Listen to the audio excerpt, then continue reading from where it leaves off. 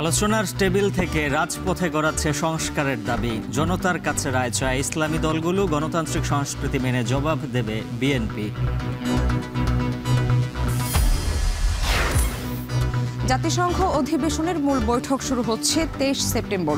যোগ দেবেন ডক্টর ইউনুস, ভাষণ দেবেন রোহিঙ্গা সংকট, জলবায়ু অর্থায়ন, এসডিজি ইস্যুতে।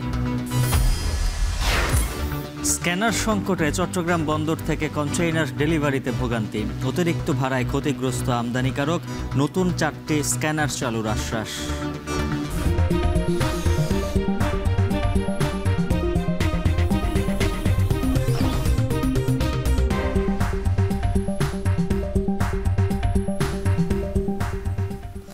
স্বাগত এখন সকালে। পুরো আয়োজনে আপনাদের সঙ্গে আছি আমরা দুজন, আমি শামিমা শাম্মী এবং আমি উজ্জ্বল হাফিজ।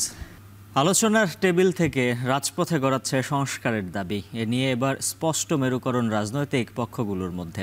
একই দাবিতে এবার হাজির হচ্ছে ইসলামী দলগুলো। নেতারা এর যৌক্তিকতায় বলছেন, ঐকমত্য কমিশন থেকে হতাশ হয়ে রাজপথের কর্মসূচির মাধ্যমে জনতার কাছে যেতে চান তারা।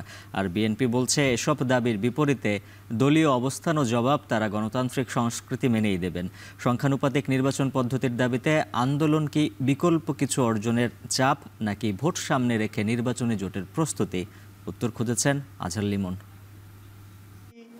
রাজনৈতিক দল আউট অফ 31 পিয়ারের পক্ষে। দিন, তারিখ, কর্মসূচি কিংবা দাবি সবই এক, কিন্তু ঘোষণা আলাদা আলাদা। প্রতিটা ভোটারের তাদের সিরিজ সংবাদ সম্মেলন করে ইসলামী দলগুলোর একসুরে কথা বলার এই দৃশ্য আলোচনার বিষয়বস্তু হয়ে উঠেছে জুলাই অভ্যুত্থান পরবর্তী বাংলাদেশের রাজনীতিতে।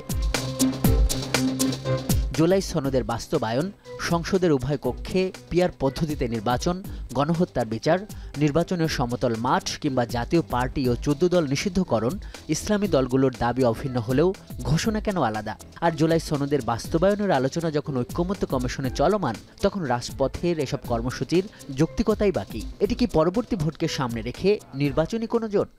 আমরা এটাকে নির্বাচনী জোট মনে করছি না, এবং এই ধরনের কোনো পরিকল্পনা নিয়েও আমরা অগ্রসর হচ্ছি না। নির্বাচন যখন জুলাই সনদের আইনি ভিত্তি রচিত হবে আর সরকার তার দেয়া টাইমলাইন অনুযায়ী নির্বাচন করতে যাবে, জুলাই সনদের ভিত্তিতে ফেব্রুয়ারিতে নির্বাচন তফসিল ঘোষণার জন্য যাবে, তখনই আমরা বলতে পারবো আসলে জোট হচ্ছে না আমরা ইন্ডিপেন্ডেন্ট ইলেকশন করতেছি, না আমরা সমঝোতা করতেছি। এটা পরবর্তী পদক্ষেপ। আমরা চাচ্ছি যে আমাদের সবাইকে অ্যাকোমোডেট করার জন্য ধীরে ধীরে সবাই আমরা যাতে কাছাকাছি আসতে পারি। তারপরে যখন আমাদের চূড়ান্ত লক্ষ্য অর্জনের সময় আসবে, আমরা সবাই একই মঞ্চে থেকে কর্মসূচি দেব।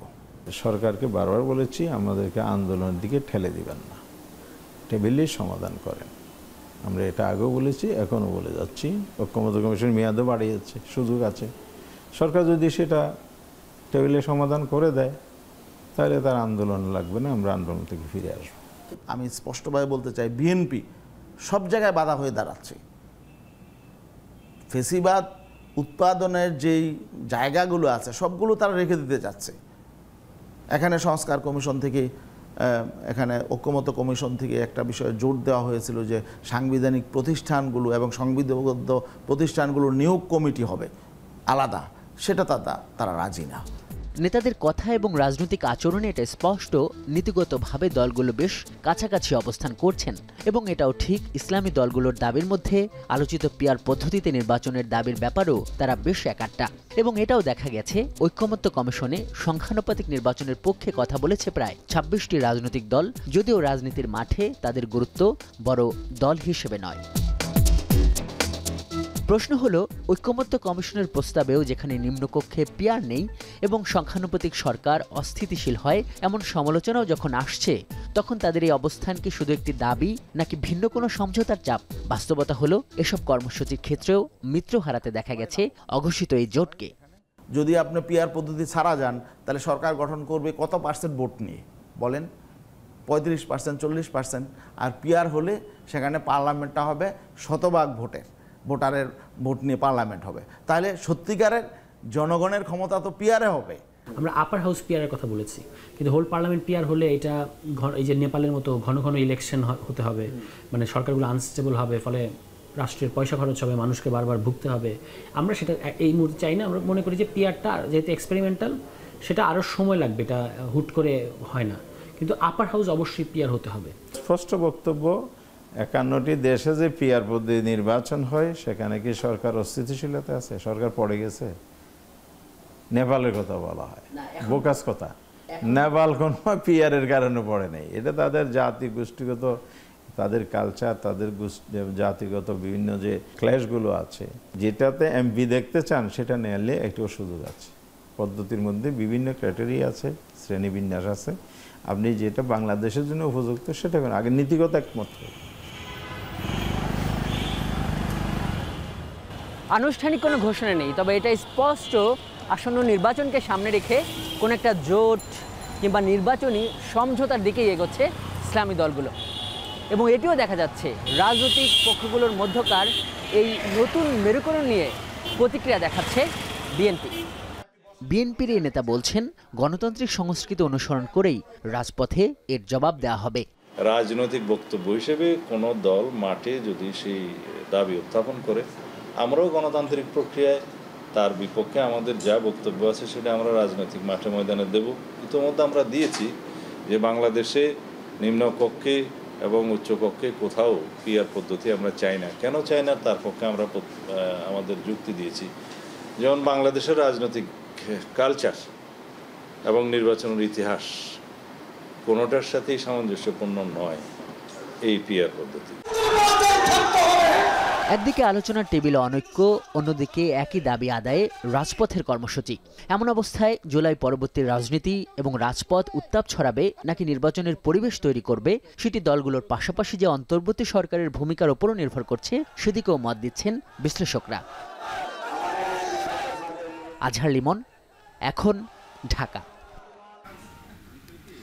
আলোচনার টেবিলে সব সমস্যার সমাধানে সব দলকে আরও আন্তরিক হওয়ার আহ্বান জানিয়েছেন জামায়াত নেতা ডাক্তার আব্দুল্লাহ তাহির।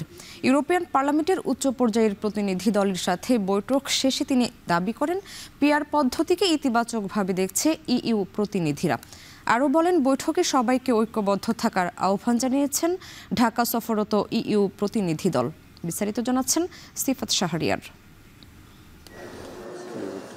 জাতীয় ঐকমত্য কমিশনের বৈঠক এতদিনে শেষ হয়ে যাওয়ার কথা থাকলেও দলগুলোর মধ্যে কিছু গুরুত্বপূর্ণ বিষয়ে একমত না হওয়াতে বারবার বাড়ানো হচ্ছে সময়। যেখানে অনেকের সবচেয়ে বড় কারণ নির্বাচনের পদ্ধতি নিয়ে, জামায়াতের চাওয়া সংখ্যানুপাতিক নির্বাচন ব্যবস্থা, অন্যদিকে বিএনপির না। রাজনৈতিক আলাপে এই বিষয়ে দলগুলোর সরগরম থাকলেও এবার সেটি আলোচনা হয়েছে কূটনৈতিক বৈঠকে। মঙ্গলবার গুলশানে ইউরোপিয়ান পার্লামেন্টের উচ্চ পর্যায়ের প্রতিনিধি দলের সাথে বৈঠকে বিষয়টি অবহিত করে জামায়াত ইসলামী। বৈঠক শেষে বের হয়ে জামায়াতের নায়েবে আমির ডক্টর সৈয়দ আব্দুল্লাহ মোহাম্মদ তাহির বলেন, 31টি দলের মধ্যে 26টি দল পিআরের পক্ষে, তবে উচ্চকক্ষ ও নিম্নকক্ষ নিয়ে ভিন্ন মত আছে। পিআর পদ্ধতির নির্বাচন ইউরোপিয়ান ইউনিয়নও ইতিবাচকভাবে দেখছে বলে দাবি করেন তিনি। 31টা দল আমরা কমিশনে আলোচনা করেছিলাম, এর ভিতরে 26টি দল পিআরের পক্ষে ছিল, ইনক্লুডিং ইসলামপন্থী দল যারা আছে, রাইটিস্ট যারা আছে এবং অধিকাংশ লেফটিস্ট যারা আছে, তারা সকলেই।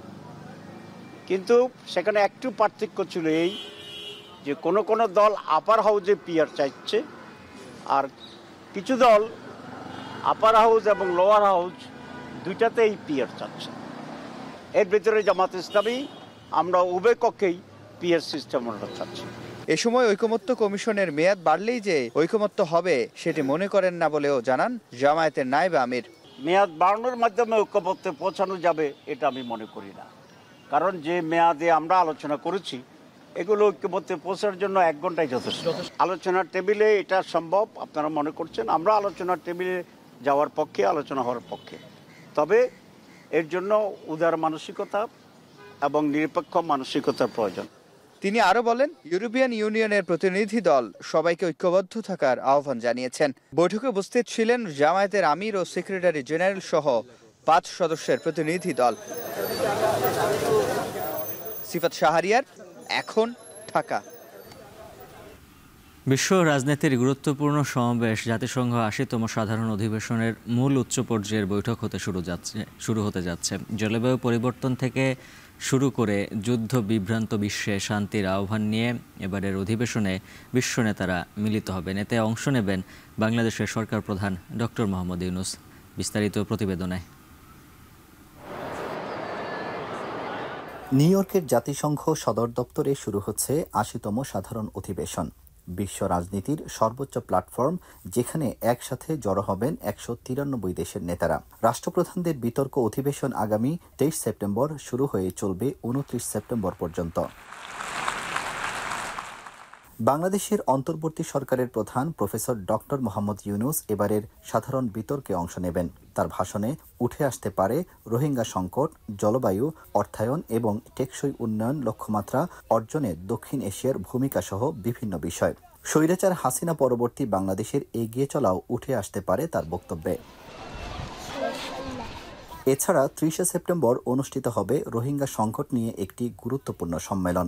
জাতিসংঘ এবং অংশীদার সংস্থাগুলোর আয়োজনে এই ইভেন্টের আলোচনায় আসবে আশ্রয়দাতা দেশ হিসেবে বাংলাদেশের ভূমিকা, প্রত্যাবাসনের অগ্রগতি এবং আন্তর্জাতিক সহযোগিতার ভবিষ্যৎ। বিশ্লেষকদের মতে বিশ্ব মঞ্চে রোহিঙ্গা ইস্যুতে নতুন করে সমর্থন আদায়ের বড় সুযোগ এটি।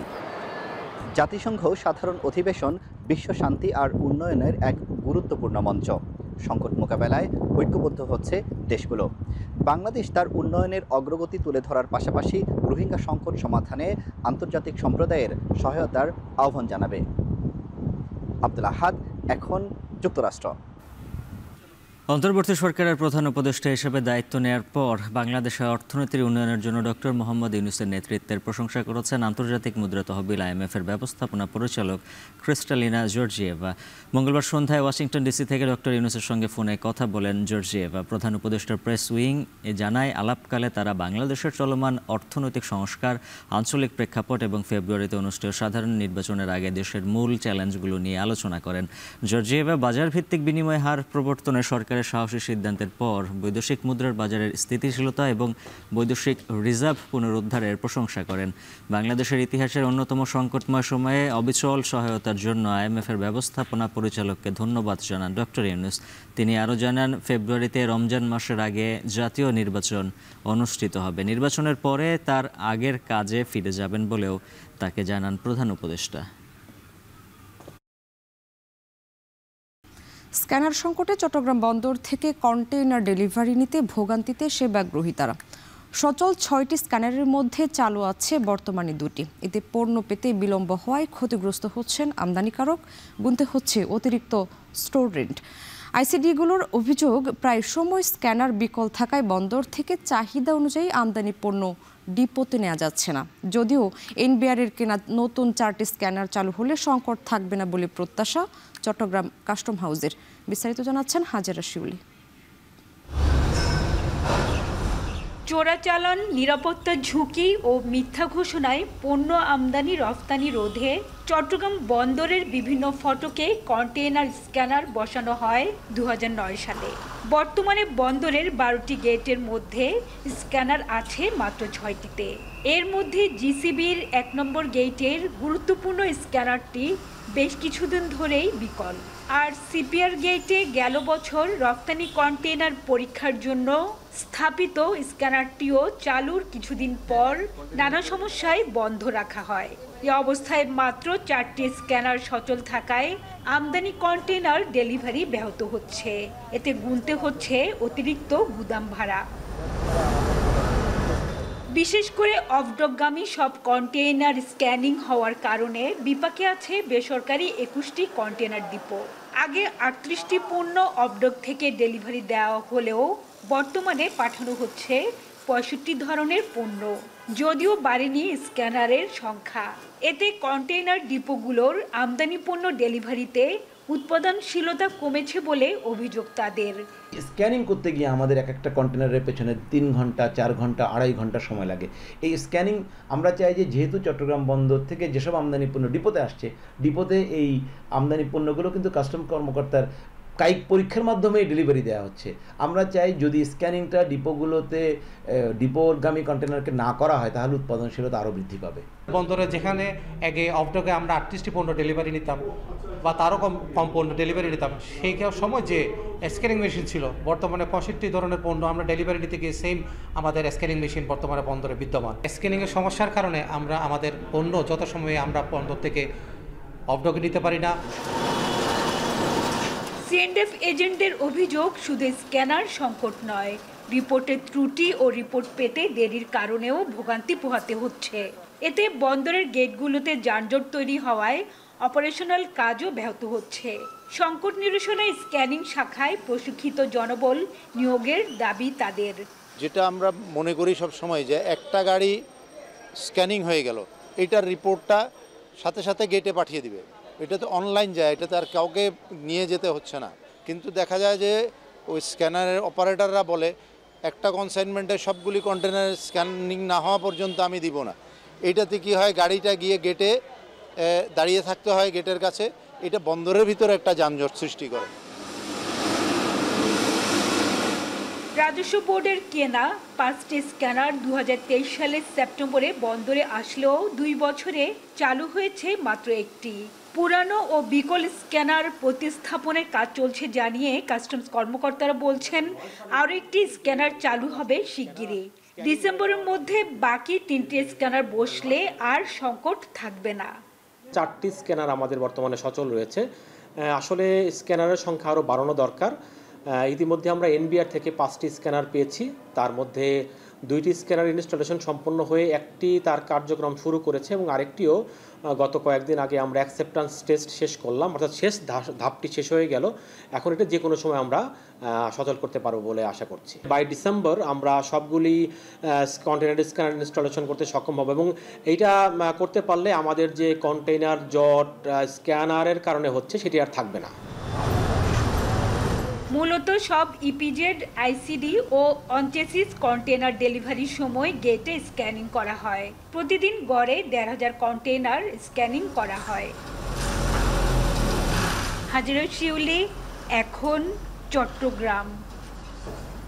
শরীয়তপুরে নানা সমস্যায় জর্জরিত পরিবহন খাত। ঢাকা রুটে নেই বাস চলাচলের পারমিট, ফলে বাধ্য হয়ে অন্য রুটের পারমিটে চলছে বাস। বাসের সংখ্যা বাড়লেও পুরনো পৌর টার্মিনালেই ভরসা রাখতে হচ্ছে মালিক শ্রমিকদের। এতে ভোগান্তিতে পড়ছেন যাত্রীরা। কাজী মনিরুজ্জামানের প্রতিবেদন, ছবি তুলেছেন সজীব খান। পদ্মা সেতু চালু হওয়ার পর ঢাকা শরীয়তপুর রুটে বেড়েছে বাসের সংখ্যা। প্রতিদিন যুক্ত হচ্ছে নতুন বাস, কিন্তু রুট পারমিট না থাকায় বাধ্য হয়েই অন্য রুটের নামে চলছে এসব গাড়ি।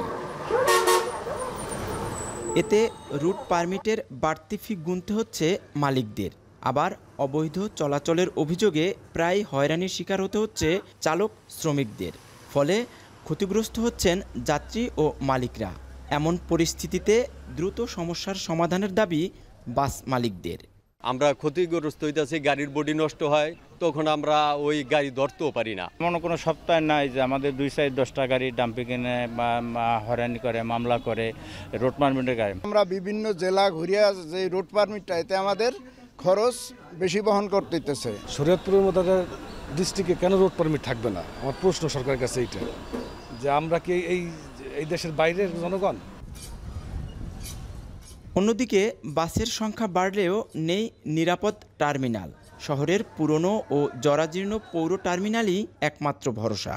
জায়গার অভাবে রাস্তার ধারে দাঁড় করাতে হচ্ছে কোটি টাকার বাস। এতে হারিয়ে যাচ্ছে যন্ত্রাংশ, সৃষ্টি হচ্ছে যানজট। ফলে কাঙ্ক্ষিত সেবা থেকে বঞ্চিত হচ্ছেন যাত্রীরা। এই সামান্য একটা বাস স্ট্যান্ডের এত জ্যাম, স্কুল বাস যেতে স্কুল অনেক সময় লেগে যায়। এই জায়গায় আমরা আসি, রোদ্রের ভিতর দাঁড়ায় থাকি, বসার মতো সিস্টেম নাই, একটা ওয়াশরুম নাই, আমাদের অনেক কষ্ট হয়। রোড পারমিট কারণে মামলা দেয়, টাকা জরিমানা করে, এরকম অনেক সমস্যায় পড়ি আমরা। এ অবস্থাকে রাষ্ট্রীয় ব্যর্থতা মনে করছেন পরিবহন সংশ্লিষ্টরা, যদিও দ্রুতই সমস্যা সমাধানে আশ্বাস জেলা প্রশাসকের। এটা তো আসলে রাষ্ট্রের কাজ। আমরা সরকারকে অনুরোধ করতে পারি আমরা অনুরোধ করেছি পিছনে। আমরা বলবো যে এই সরকারের উদ্যোগে দ্রুত যেন এই সমস্যাগুলি সমাধান হয়, তাহলে আমাদের পরিবহন খাতটা ডেভেলপ হবে এবং মালিক শ্রমিকরা ব্যবসার মুখ দেখতে পারবে এবং এখানে যাত্রীরা সুন্দর একটা ভালো সেবা পাবে। রুট পারমিট তো আমরা চাই, রুট পারমিট তারা পাক, আমরা চাই। তো সেটা নিয়ে আমরা স্টাডি করে যার জন্য সুপারিশ করার প্রয়োজন আমরা সুপারিশ করব। তো সেই ক্ষেত্রে কতজনকে আমরা সুপারিশ করতে পারি এবং বর্তমানে কতজন সুপারিশপ্রাপ্ত হয়ে আছেন, পারমিশন প্রাপ্ত কতজন, আর কতজন চাচ্ছেন বা তারা রুট পারমিট ছাড়াই তারা চলছেন, ওদেরকে কীভাবে এর আওতায় আনা যায় আমরা এই ব্যাপারটা নিয়ে দেখব। প্রতিদিন এই রুট দিয়ে চলাচল করেন অন্তত 15,000 যাত্রী। সড়কে রুট পারমিট সমস্যার কারণে মাসে 10 থেকে 15টি মোবাইল কোর্টে অন্তত 1 থেকে 1.5 লাখ টাকা জরিমানার শিকার হচ্ছেন মালিকরা। আর অন্য রুট ব্যবহারে বছরে 35 থেকে 40 লাখ টাকা ক্ষতিপূরণ গুনতে হচ্ছে বাস মালিকদের। শরীয়তপুর ঢাকা রুটে চলাচল করছে 3 শতাধিক যাত্রীবাহী বাস। এছাড়াও আন্তজেলা রুটে বাস চলাচল করছে অর্ধশত। পরিবহন খাতের এই দুরবস্থা কেটে গেলে জেলার অর্থনীতিতে এই পরিবহন খাত রাখতে পারে বিরাট ভূমিকা। কাজী মনিরুজ্জামান, এখন শরীয়তপুর। পটুয়াখালীতে সবজির সরবরাহ বাড়ায় পাইকারি বাজারে কমেছে দাম। সপ্তাহের ব্যবধানে প্রকারভেদে প্রতি কেজিতে কমেছে 5 থেকে 40 টাকা পর্যন্ত। এ নিয়ে আরও জানাতে পটুয়াখালীর কলাপাড়া পাইকারি সবজি বাজার থেকে যুক্ত হচ্ছেন জসিম পারভেজ। জসিম, জানাবেন সবজির দাম কত টাকা পর্যন্ত কমেছে, কোন সবজির দাম কেমন দেখছেন?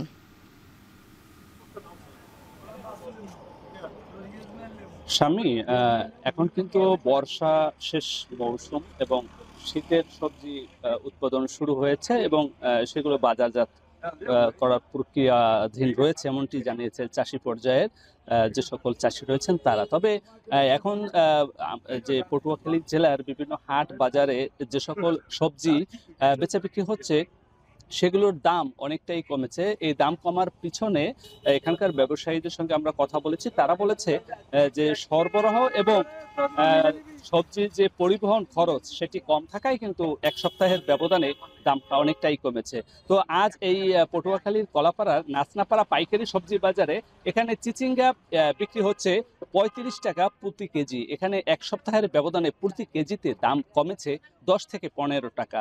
এছাড়া শিম বিক্রি হচ্ছে 100 থেকে 120 টাকা, এটি অপরিবর্তিত অবস্থায় রয়েছে। এবং বরবটি বিক্রি হচ্ছে 50 থেকে 60 টাকা, এখানে কমেছে প্রতি কেজিতে 10 টাকা। এছাড়া বেগুন বিক্রি হচ্ছে 70 থেকে 80 টাকা, এখানে প্রতি কেজিতে কমেছে 20 টাকা। এছাড়া করলা সেগুলো বিক্রি হচ্ছে 45 থেকে 50 টাকা, এখানে প্রতি কেজিতে কমেছে 20 টাকা। এছাড়া ঢেঁড়স বিক্রি হচ্ছে 40 থেকে 50 টাকা, 10 টাকা কমেছে। পেঁপে বিক্রি হচ্ছে 25 থেকে 30 টাকা, 15 টাকা কমেছে প্রতি কেজিতে। এছাড়া গাড়ি তরকারি সেগুলো বিক্রি হচ্ছে 25 থেকে 30 টাকা, 10 টাকা কমেছে প্রতি কেজিতে। শসা বিক্রি হচ্ছে 35 থেকে 40 টাকা, 5 টাকা কমেছে প্রতি কেজিতে। এছাড়া গাজর বিক্রি হচ্ছে 120 থেকে 30 টাকা, 40 টাকা কমেছে প্রতি কেজিতে। এছাড়া টমেটো বিক্রি হচ্ছে 120 থেকে 130 টাকা, 10 টাকা কমেছে। মিষ্টি কুমড়া বিক্রি হচ্ছে 40 থেকে 50 টাকা, অপরিবর্তিত অবস্থায় রয়েছে। তবে 10 থেকে 20 টাকা দাম বেড়েছে কাঁচা মরিচের, তা বিক্রি হচ্ছে 150 থেকে 160 টাকা। এখানকার ব্যবসায়ীদের সঙ্গে আমরা কথা বলেছি, তারা বলেছে যে মোকাম থেকে যে সকল সবজি আসে উত্তর অঞ্চল থেকে, সে সকল সবজি যদি এখানে পরিবহন সময় পচে যাওয়া এবং ভাড়া যদি অতিরিক্ত না হয় তাহলে কিন্তু সবজির দামটা একটু কমে। আর যদি পরিবহন খরচ এবং ভাড়া এবং সরবরাহ কম থাকে তাহলেই সবজির দামটা বেড়ে যায়। এই ছিল আমার কাছে সবশেষ। সামনে আবহাওয়া পরিবর্তনের কারণে জামালপুরে ক্ষতির মুখে পড়েছেন খামার ব্যবসায়ীরা। তাপমাত্রা বৃদ্ধি ও অনিয়মিত বৃষ্টিপাতের কারণে প্রভাব পড়েছে প্রাণী স্বাস্থ্যে। অতিরিক্ত গরমে মারা যাচ্ছে মুরগি, এতে লোকসানে পড়েছেন খামারিরা। মুরগি খামারে খাবারের দাম নিয়ন্ত্রণের পাশাপাশি সহজ শর্তে ঋণ দেওয়ার দাবি তাদের। জুয়েল রানার প্রতিবেদনে বিস্তারিত। জামালপুর পৌরসভার রামনগর গ্রামের সোহান দীর্ঘ 11 বছর যাবৎ মুরগির খামারের ব্যবসা করছেন। 500 মুরগি দিয়ে শুরু করলেও বর্তমানে তার খামারে 1000 লেয়ার মুরগি আছে। কিন্তু প্রথম দিকে লাভের মুখ দেখলেও গত 2 বছর যাবৎ অতিরিক্ত গরমে মারা গেছে খামারের বেশ কিছু মুরগি। এতে লোকসানে পড়েছেন তিনি। এই গরমের কারণে আমাদের দেখা যায় স্ট্রোক করে, তারপরে বিভিন্ন রোগ সৃষ্টি হয় গরমের থেকে। শীত আসলে দেখা যায় যে এটা আবহাওয়ার কারণে আপনার শীত আসলে রোগটা ভাসে আর কি। একই অবস্থা জেলার অন্যান্য মুরগি খামারিদেরও। তারা জানান, আবহাওয়া পরিবর্তনের ফলে অতিরিক্ত গরম সহ্য করতে না পেরে স্ট্রোক করে মারা যাচ্ছে মুরগি। এমন অবস্থায় মুরগির খাদ্যের দাম বৃদ্ধি ও ডিমের দাম কম হওয়ায় লাভ করতে পারছেন না তারা। অনেক তাপমাত্রা, মুরগি অনেক স্টক করতেছে, ঠান্ডার সময় ঠান্ডা লাগে, অনেক মারা গেছে। 1200 মুরগির ফার্ম করেছিলাম, কিন্তু হঠাৎ করে রোদের তাপমাত্রা বাড়ার কারণে আমাদের 800 মুরগি আছে, 400 মুরগি মনে করেন স্টক করে মারা গেছে। এই গরম থেকে শীতে যখন চলে যায়, কনভার্ট হয়, শীতে কনভার্ট হয়, ওই সময় আসলে এই মুরগিগুলো আরো বেশি সমস্যা করে।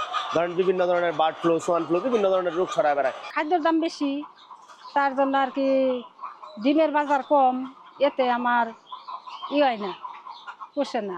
আমাদের যদি খাদ্যের দামটা আর বাচ্চার দামটা কম হতো, তাহলে মূলত আমাদের এই ব্যবসায়, পোল্ট্রি ব্যবসায় সবাই আগ্রহী হতো। উপজেলা প্রাণী সম্পদ কর্মকর্তা জানান, ক্ষতি মোকাবেলায় বিভিন্ন প্রচারণার মাধ্যমে হাঁস মুরগি ও গবাদি পশু খামারিদের পরামর্শ দেওয়া হচ্ছে। এছাড়াও ডেইরি উন্নয়ন প্রকল্পের আওতায় খামারিদের জলবায়ু সহিষ্ণু ঘর তৈরি করে দেয়া হচ্ছে বলেও জানান তিনি। সারা দেশে আমাদের এই এলডিডিপি প্রকল্পের আওতায় কিছু জলবায়ু সহিষ্ণু ঘর বা ক্লাইমেট রেজিলিয়েন্ট শেড দেওয়া হয়েছে আমাদের খামারিদেরকে। আমাদের জামালপুর সদরেও আমরা এরকম ক্লাইমেট রেজিলিয়েন্ট শেড দিয়েছি। তো এগুলো দেওয়ার ফলে খামারিরা খুব খুশি। তারা আগে যেরকম মুরগিগুলো তাদের মারা যেত, তাদের গরুগুলা সহজে মানে হিটে আসতো না বা একটা ডিসকমফোর্ট ফিল করতো, এখন তাদের গরুগুলা কিন্তু মোটামুটি স্বাভাবিক থাকে। প্রাণী সম্পদ রক্ষায় কার্যকর ভূমিকার পাশাপাশি খামারিদের সহযোগিতায় সংশ্লিষ্টরা এগিয়ে আসবেন, এমনটাই প্রত্যাশা জামালপুরের খামারিদের। এখন জামালপুর। রাবার উৎপাদনের সুপরিচিত জেলা বান্দরবান। এই জেলার বিভিন্ন উপজেলায় রাবারের উৎপাদন হলেও সবচেয়ে বেশি উৎপাদন হচ্ছে নাইক্ষ্যংছড়ি উপজেলার বাইশারি ইউনিয়নে। তবে ক্রমাগত দরপতনে দিন দিন এই শিল্পে আগ্রহ হারাচ্ছেন রাবার মালিকরা। বান্দরবান থেকে রিজভি রাহাতের প্রতিবেদন। 1987 সাল থেকে দেশের বিভিন্ন বহুজাতিক প্রতিষ্ঠান ও ব্যক্তি মালিকানায় বান্দরবান জেলার সদর, লামা, নাইক্ষ্যংছড়ি সহ বিভিন্ন উপজেলায় শুরু হয় রাবার চাষ। শুরুতে রাবার উৎপাদনে অর্থনৈতিকভাবে অনেকটাই লাভবান ছিলেন সংশ্লিষ্টরা। তবে গত কয়েক বছর ধরে ক্রমাগত লোকসানের মুখে পড়ছেন বাগান মালিকরা। বর্তমানে উৎপাদন খরচের সঙ্গে কোনোভাবেই পেরে উঠছেন না ব্যবসায়ীরা। একসময় যে রাবার কেজিতে 320 থেকে 350 টাকায় বিক্রি হতো, এখন তার দাম কমে বিক্রি হচ্ছে 200 থেকে 220 টাকায়। এছাড়াও রাবার উৎপাদনে আগের তুলনায় বাড়তি খরচের হিসেবে লাভের পরিমাণ কমে যাওয়ায় ক্ষতিগ্রস্ত হচ্ছেন ব্যবসায়ীরা। আমরা কাজ করতে যাইও কি আমরা সঠিকভাবে বেতন পাচ্ছি না মানে বেতন যদিও এরা যদি না পাই আমাদের দেবে কিভাবে? এক এক সময় এক এক রেট, আমরা কোনো সময় ন্যায্য মূল্য পাই নাই। রাজনৈতিক সমীকরণ এবং ব্যবসায়িক সিন্ডিকেটের কারণে রাবারের দামটি কখনো স্থিতিশীল থাকে না। যে প্রাইসটা পাচ্ছি সেটা হচ্ছে গিয়ে 200 টাকা, 210 টাকা, 20 টাকা এই ধরনের অবস্থা। ওই দর নিয়ে আমাদের আসলে বাগানের যে পরিমাণ খরচ হয়, লেবার শ্রমিকের বেতন যা দিতে হয়, ওটা দিয়ে আমরা পুষে উঠতে পারতেছি না। এদিকে রাবার ব্যবসায়ী নেতারা বলছেন, রাবার শিল্পকে বাঁচাতে এবং রাবারের দাম নিয়ন্ত্রণে সরকারকে এখনই যথাযথ পদক্ষেপ নিতে হবে। রাবারের দামটি স্থিতিশীল রাখার জন্য এনবিআর এবং সরকার এবং ব্যবসায়ী যারা আমরা ক্ষুদ্র রাবার আছি এবং রাবারের মালিক আছি, ওনাদেরকে সমন্বয়ে একটি কমিটি প্রণোদনালয় কমিটি প্রণয়ন করা গেলে রাবার শিল্পকে ডেভেলপ করা যাবে। জেলা প্রশাসকও রাবার শিল্প থমকে যাওয়ার বিষয়টি নিশ্চিত করে দ্রুত সময়ে রাবার শিল্পকে এগিয়ে নিতে কার্যকরী ব্যবস্থা নেওয়ার আশ্বাস দিলেন।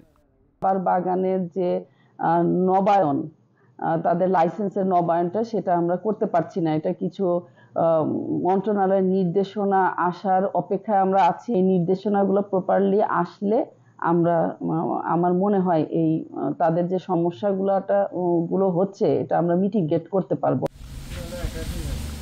বান্দরবানের নাইক্ষ্যংছড়ি উপজেলার বাইশারি ইউনিয়নেই প্রায় 16,000 রাবার বাগান রয়েছে, যেখানে কাজ করেন কয়েক হাজার শ্রমিক। আর সরকার প্রতি বছর এই বাগানগুলো থেকে পাচ্ছে কোটি টাকার রাজস্ব।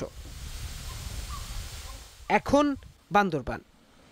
ট্রাম্পের শুল্ক চাপে বেকায়দায় ভারতের টেক্সটাইল ও তৈরি পোশাক শিল্প। কৃষির পর দেশটির দ্বিতীয় সর্বোচ্চ মানুষের কর্মসংস্থান নিশ্চিতকারী খাতটি পাচ্ছে না বড় কোনো অর্ডার। এতে চাকরি হারানোর শঙ্কায় এই পেশার সঙ্গে সংশ্লিষ্ট শ্রমিকরা। অনেকেই খাতটিকে বাঁচাতে চাচ্ছেন কেন্দ্রীয় সরকারের সহায়তা। যুক্তরাষ্ট্রের বিকল্প মার্কেট খুঁজতেও জোর দিচ্ছেন অনেকে। অর্ণব প্রসাদের প্রতিবেদনে বিস্তারিত। ট্রাম্পের শুল্ক আরোপের সরাসরি প্রভাব পড়তে শুরু করেছে ভারতের রপ্তানিমুখী খাতগুলোতে।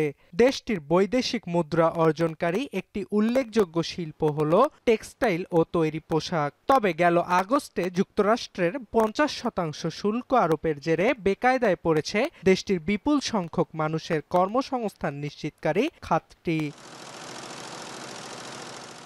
আসছে না কোনো নতুন ক্রয়াদেশ, তাই চিন্তার ভাঁজ মালিকপক্ষ ও শ্রমিকদের কপালে। ভারতের প্রায় 50,000 উদ্যোক্তা জড়িত রপ্তানিমুখী টেক্সটাইল খাতের সঙ্গে। দেশটির মোট রপ্তানির 12% আসে টেক্সটাইল খাত থেকে। পাশাপাশি কৃষির পর সবচেয়ে বেশি মানুষ শ্রম দেয় খাতটিতে। দেশটির 4.5 কোটির বেশি মানুষের রুটি রুজির যোগান দেয় খাতটি, যাদের বেশিরভাগই নারী। নতুন করে অর্ডার না আসায় অনেকেই রয়েছেন কর্মসংস্থান হারানোর শঙ্কায়। ভারতের টেক্সটাইল ও তৈরি পোশাক শিল্পের অন্যতম ক্রেতা যুক্তরাষ্ট্র। 2024 সালে যুক্তরাষ্ট্রের মোট পোশাকের 6% সরবরাহ করেছিল ভারত, যার আর্থিক মূল্য ছিল $4.8 বিলিয়ন মার্কিন ডলার। ভারতের টেক্সটাইল শিল্পের জন্য বিখ্যাত শহরগুলো হলো পাঞ্জাবের লুধিয়ানা, সুরাত, থিরুপুর ও পানিপাত। এর মধ্যে পানিপাত বিখ্যাত কম্বল ও কার্পেট উৎপাদনের জন্য। শহরটি প্রায় $2.2 বিলিয়ন মার্কিন ডলারের পণ্য রপ্তানি করে থাকে। যুক্তরাষ্ট্র শুল্ক বাড়ানোয় দেশটির বিকল্প রপ্তানি বাজার খুঁজছে পানিপাতের শিল্প উদ্যোক্তারা। একই অবস্থা থিরুপুরেও। ভারতের মোট নিটওয়্যার রপ্তানির 68% রপ্তানি করে তামিলনাড়ুর এই শহরটি। কিন্তু ট্রাম্পের শুল্ক চাপে নতুন কোনো বড় অর্ডার পাচ্ছে না শহরটির নিটওয়্যার খাতের সাথে সংশ্লিষ্ট উদ্যোক্তারা। এরই মধ্যে খাতটিকে বাঁচাতে কেন্দ্রীয় সরকারের সহায়তা চেয়েছেন তামিলনাড়ুর মুখ্যমন্ত্রী MK স্ট্যালিন। তবে এত প্রতিকূলতার মধ্যেও ভারতের টেক্সটাইল ও পোশাক খাতকে বাঁচানো সম্ভব বলে মনে করেন অনেক উদ্যোক্তা। জানান সরকার উদ্যোগ গ্রহণ করলে সম্ভব যুক্তরাষ্ট্রের বিকল্প மார்க்கெட்டே পণ্য ரப்தானிர். அதை நாங்கள் ஏதோ ஒரு அளவில் நம்ம அது மாற்ற மாதிரி ஒரு சக்தி எங்களுக்கு இருக்குது. எப்படின்னா நாங்கள் உலக அளவில் இந்த வியாபாரம் பண்ணிட்டு இருக்கிறோம். இது அமெரிக்காங்கிறது வெறும் 39,000 கோடி தான். তবে ভারতের এই শ্রমঘন খাতটি বাঁচাতে দেশটির কেন্দ্রীয় সরকার কি উদ্যোগ গ্রহণ করে তার দিকে তাকিয়ে এই খাত সংশ্লিষ্ট সবাই। অর্ণব প্রসাদ, এখন বিশ্ব। গাজা ইস্যুতে বিশ্ব জুড়ে নজিরবিহীন চাপের মুখে ইসরায়েল। কয়েক দশকের প্রভাবশালী মিত্র দেশগুলোতেও ক্ষোভের মুখে, বিশেষ করে অর্থনৈতিকভাবে ক্রমশ কোণঠাসা হচ্ছে নেতানিয়াহু প্রশাসন। কিন্তু তাও গাজায় আগ্রাসন চালিয়ে যেতে বদ্ধপরিকর ইসরায়েলি প্রধানমন্ত্রী। নির্বাসন দশা ঠেকাতে বরং ইসরায়েলের মাটিতেই সব ধরনের অস্ত্র উৎপাদন, এমনকি ইউরোপে মুসলিম অভিবাসন বন্ধে কৌশলগত পদক্ষেপে বিনিয়োগ বৃদ্ধির আহ্বান তার। বিস্তারিত জানাচ্ছেন নুজহাত কামাল। গাজায় চলমান বর্বরতার প্রায় 2 বছর ঘনিয়ে আসার সাথে সাথে সারা বিশ্বে ক্ষোভ বাড়ছে ইসরায়েলের বিরুদ্ধে। ফ্রান্স, নেদারল্যান্ডস, যুক্তরাজ্য, স্পেন, ইতালি সহ কয়েক দশকের প্রভাবশালী মিত্র দেশগুলোই আংশিক বা পূর্ণ অস্ত্র নিষেধাজ্ঞা আরোপ করেছে যুদ্ধবাজ দেশটির ওপর। আমদানিকৃত অস্ত্রের বড় অংশের সরবরাহকারী ঘনিষ্ঠতম মিত্র যুক্তরাষ্ট্র থেকে সরকারিভাবে চাপ না থাকলেও মার্কিন ও ইসরায়েলি জনতা, এমনকি খোদ ইসরায়েলি সেনাবাহিনীতেও অসন্তোষ বাড়ছে প্রধানমন্ত্রী বেনিয়ামিন নেতানিয়াহুর বিরুদ্ধে। এমন পরিস্থিতিতেই নেতানিয়াহু স্বীকার করে নিলেন আন্তর্জাতিকভাবে এক ধরনের নির্বাসন দশার মুখে থাকার কথা, যা দীর্ঘায়িত হতে পারে অনেক বছর। কিন্তু তারপরেও গাজায় ভূমি দখল চালিয়ে যেতে বদ্ধপরিকর তিনি। তার দাবি, ইহুদি বিদ্বেষ উস্কে দিতে সামাজিক যোগাযোগ মাধ্যমগুলো ব্যবহার করে সারা বিশ্বকে ইসরায়েলের বিরুদ্ধে খেপিয়ে তুলছে কাতার। ואנחנו גם יודעים שיש עכשיו ניסיון של הטלת מצור על ישראל על ידי גופים שונים ועל ידי מדינות שונות, בראשם קטר. קודם כל מצור תקשורתי שממומן בכסף ענק, גם של קטר, גם של מדינות אחרות כמו סין. নির্বাসন দশা ঠেকাতে ইসরায়েলের মাটিতেই সব ধরনের অস্ত্র উৎপাদন, এমনকি ইউরোপে মুসলিম অভিবাসন বন্ধে এবং চীন ও কাতারের অনলাইন প্রচারের বিরুদ্ধে কৌশলগত পদক্ষেপে বিনিয়োগ বৃদ্ধির আহ্বান জানান নেতানিয়াহু। החלק השני הוא יותר ממוקד, והוא ממוקד במדינות מערב אירופה, בהפעלת המיעוטים המוסלמים שם, שהופכים קולניים, אלימים ומאיימים על המדינות. ולכן אנחנו רואים את 2023 সালের 7 অক্টোবর থেকে গাজায় 65,000 মানুষকে নির্মমভাবে হত্যা করেছে ইসরায়েলি সেনারা। খাদ্য সংকটে প্রাণ গেছে 400-র বেশি মানুষের। ইসরায়েলের গাজা দখল অভিযান ইসরায়েল ও গাজা দুদিকের জন্যই ক্ষতিকর বলে সতর্ক করেছেন ব্যাংক অব ইসরায়েল ও ইসরায়েলি অর্থ মন্ত্রণালয়ের 80 জন সাবেক কর্মকর্তা সহ অন্যান্য অর্থনীতিবিদরা। নুজহাত কামাল, এখন বিশ্ব। শেষ করছি এখন সকাল।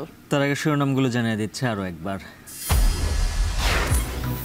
আলোচনার টেবিল থেকে রাজপথে গড়াচ্ছে সংস্কারের দাবি, জনতার কাছে রায় চায় ইসলামী দলগুলো, গণতান্ত্রিক সংস্কৃতি মেনে জবাব দেবে বিএনপি। জাতিসংঘ অধিবেশনের মূল বৈঠক শুরু হচ্ছে 23 সেপ্টেম্বর। যোগ দেবেন ডক্টর ইউনুস, ভাষণ দেবেন রোহিঙ্গা সংকট, জলবায়ু অর্থায়ন, এসডিজি ইস্যুতে। স্ক্যানার সংকটে চট্টগ্রাম বন্দর থেকে কন্টেইনার ডেলিভারিতে ভোগান্তি, অতিরিক্ত ভাড়ায় ক্ষতিগ্রস্ত আমদানিকারক, নতুন 4টি স্ক্যানার চালুর আশ্বাস। এ ছিল এখন সকালে। এখন টেলিভিশন ওয়েবসাইটে দেখতে ভিজিট করুন www.ekhon.tv। ফেসবুকে দেখুন facebook.com/tv.এখন, সরাসরি ইউটিউবে দেখতে ভিজিট করুন youtube.com/c/ekhon tv।